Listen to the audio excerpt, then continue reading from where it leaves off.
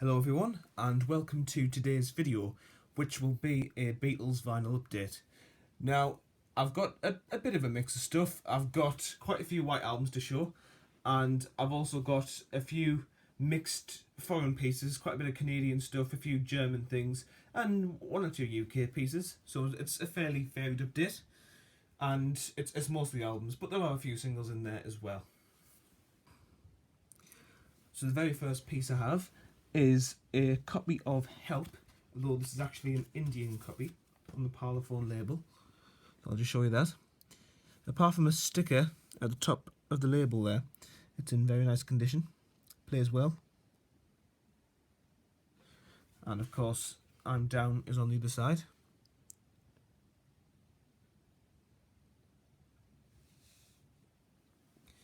And the next piece I have to show is a UK copy of We Can Work It Out and Day Tripper, except this is a 1980s copy, so it's actually on the silver Parlophone label rather than the usual black Parlophone label. Now, you don't see these too often actually. I can only assume that they didn't sell in great numbers. But yeah, I was pleased to pick this up for a couple of quid. Here's the other side.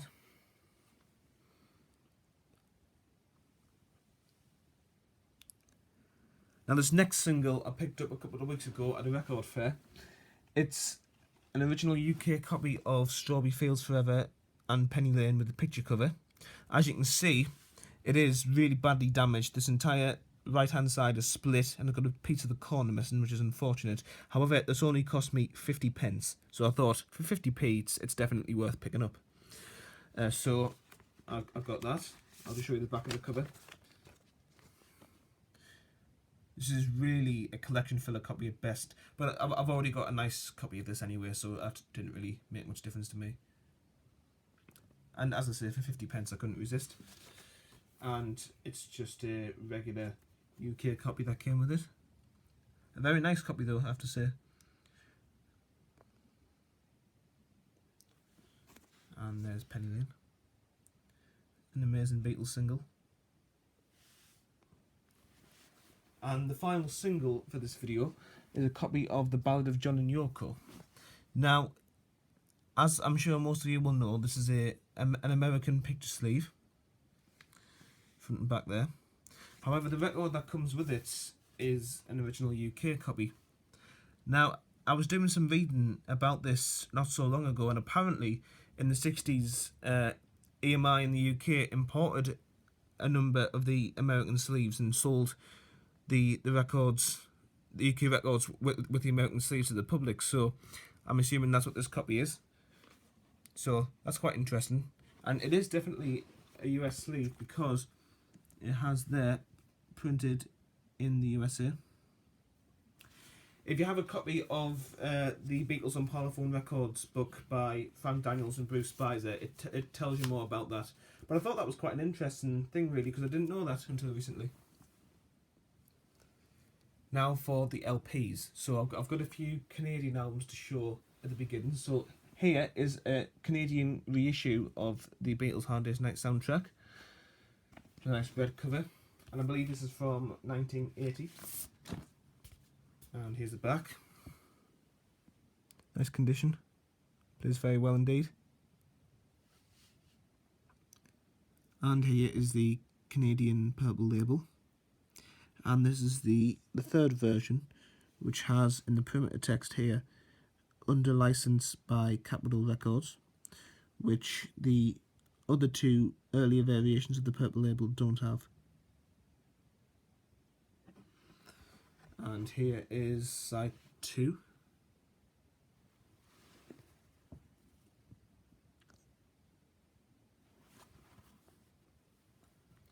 Next up is a Canadian purple label copy of Rubber Soul in stereo.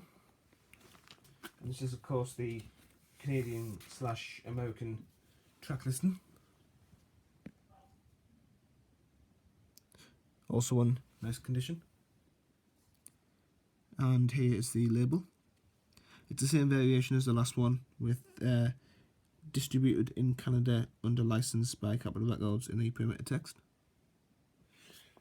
And here is side 2. I like collecting these purple labels. There's just something about them. I kind of think of them as the 2-box EMI press of the US catalogue, if you like, because the 2-box press was the 70s and 80s equivalent in the UK Beatles discography, and the purple labels kind of held in the same regard in many ways. And here is a copy of Sgt. Pepper's Lonely Hearts Club Band, just like the other two on the Canadian 1980 purple label. Take it out of its plastic cover. However, this one does have something rather special about it.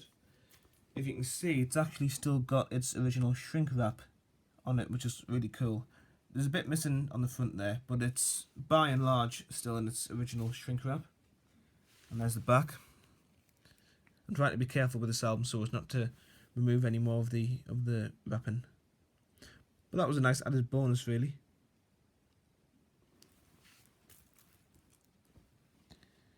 And just like the others, here is the capital purple label.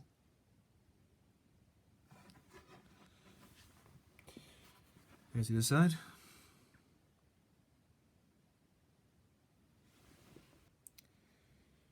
Right, so next up I've got a couple of German albums which I acquired a week or two ago, and they aren't in brilliant condition by any means, but I didn't pay much for them as a result, so I still thought they were worth getting. So here is a German copy of With the Beatles on the Odeon label, and I'll just show you the back of the cover.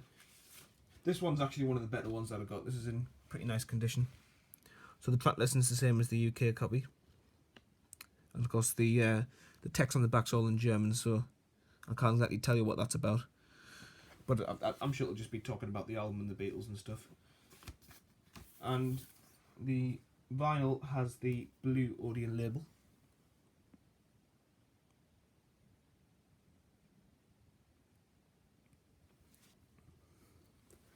And now here's a copy of Revolver. This is again a German copy on Odeon. It's got the Horzu symbol there. And the back of the sleeve, just like this.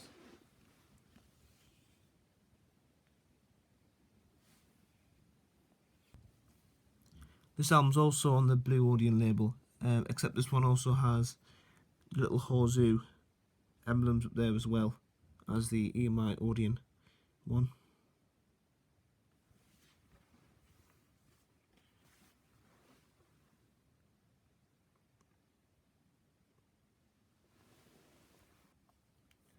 And the next album I've got is a copy of the Beatles in Italy. I've been meaning to get a copy of this for quite some time, and I finally got one. However, as you're about to see, it is absolutely destroyed. So here's the cover first of all. I'll show you the back. Got a nice picture of the Beatles there, each holding a drink. Now I'll just show you the state that the cover's in. So here it is. It's got a little gatefold with the tracks on there. I'll show you the track listing first. Okay. But then it's on this side folds out again because the entire seam is split there, unfortunately. And on either side, exactly the same things happen. So I mean, really, as you can see, the spine's well on its way to splitting as well. So I mean, to be honest, if this little part gave way here, you could probably make some kind of weird fold-out poster of this album cover, which is a shame. But you know, that's just how it's worn away through the years. And the actual vinyl is in surprisingly good shape considering the condition of the cover. It's not perfect by any means, but and this is on the kind of cream and red EMI label. And this is actually a Dutch copy, made in Holland.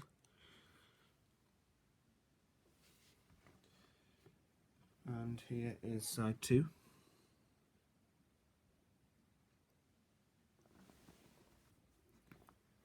Now this LP is actually one that I just bought this afternoon, so this is my most recent Beatles purchase. It's a copy of the Beatles Very Together, which was a Canadian LP, which is basically just the Tony Sheridan material, which has been on countless other LP releases over the years, both before and since this LP.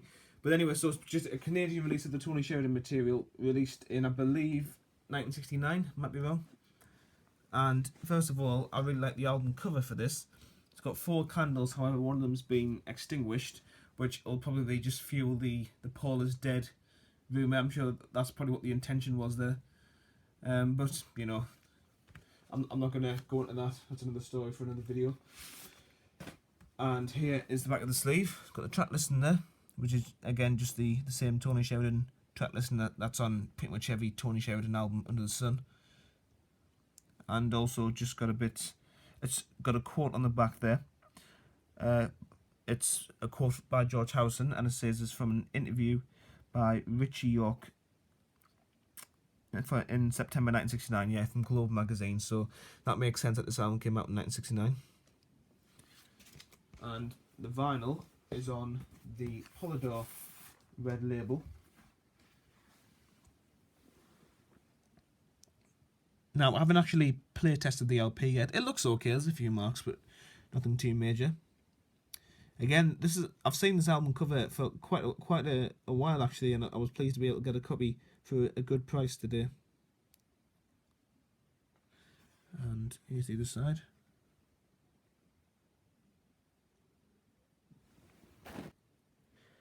Now, I've deliberately shown everything that's not a white album first, just in case people were more interested to see that. However, the rest of the video is going to be fully devoted to copies of the white album that I've bought over the last couple of months. So the first is a Canadian copy, which once again is on the purple label and was released in 1980. And you can see it's just got the Beatles written on the front rather than the embossed the Beatles, and there's no number on the front cover. This particular copy doesn't come with any of the inserts, unfortunately, but not the end of the world, I suppose.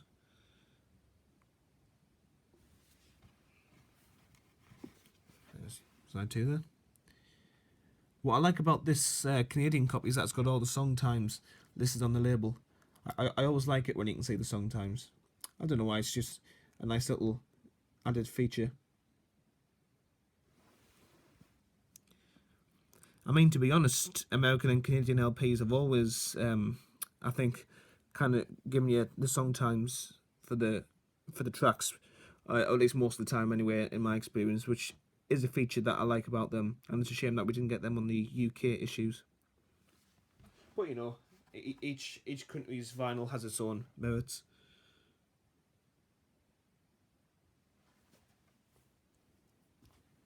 And now, I believe the rest of these are just UK issues, so I'll show you them.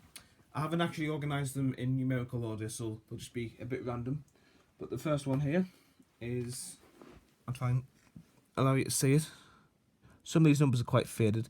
This is number 426,649. And this is an original stereo copy, which does have the black inner sleeves, but none of the inserts.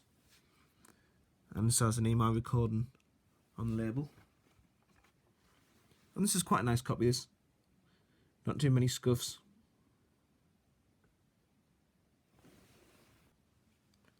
However, sides 3 and 4 don't actually have the EMI recording on. So these are slightly earlier labels than sides 1 and 2 have.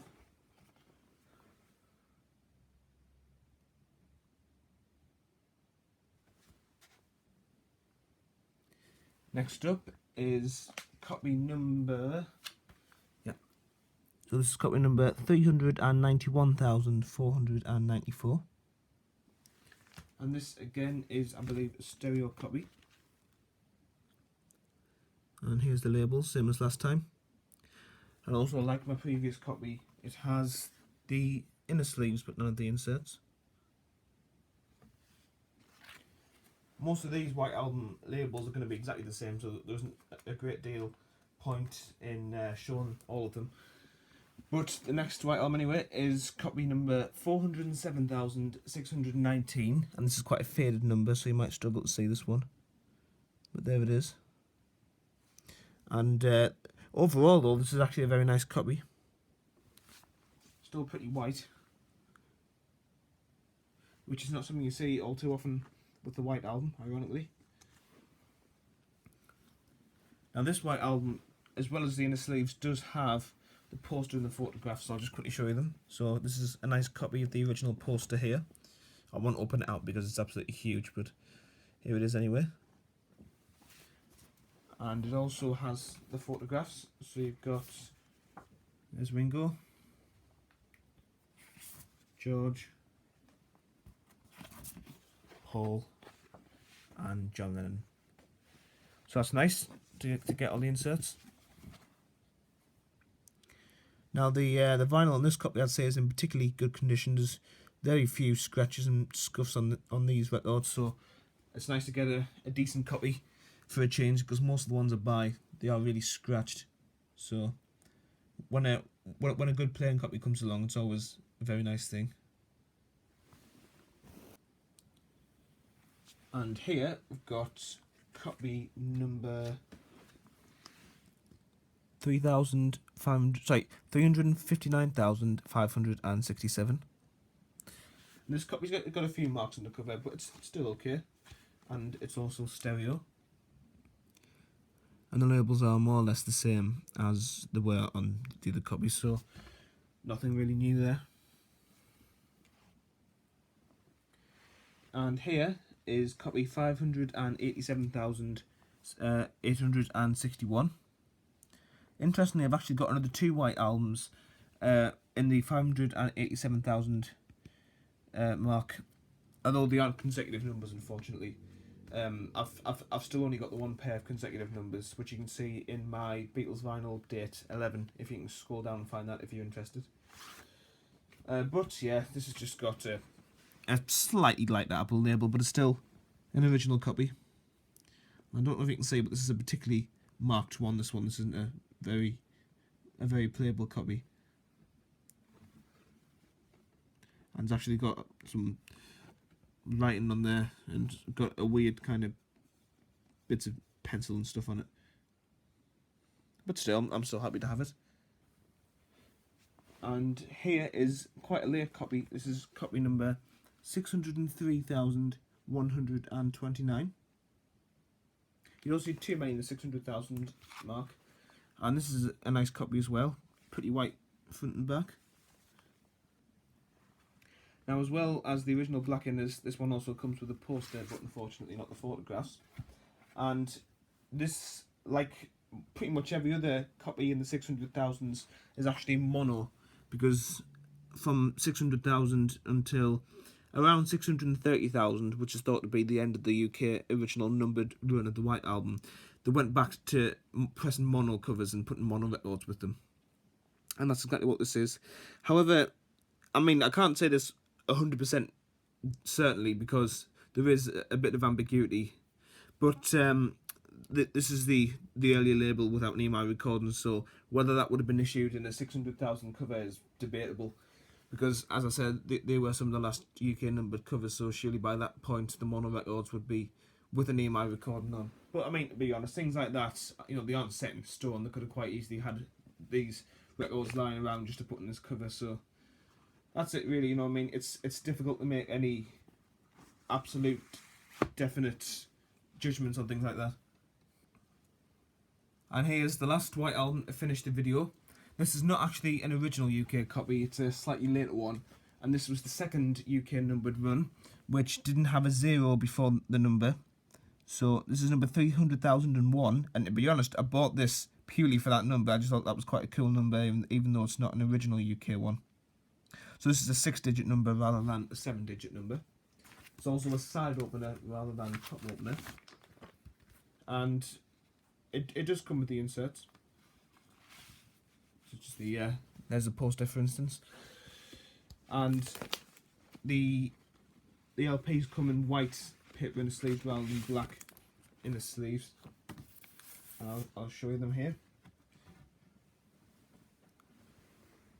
So as you can see, this is a much kind of paler green apple, and hasn't got the sold in the UK text across the top, and the EMI recording is now on 2 lines rather than 1. So there's lots of little differences that way. Of course, this is stereo.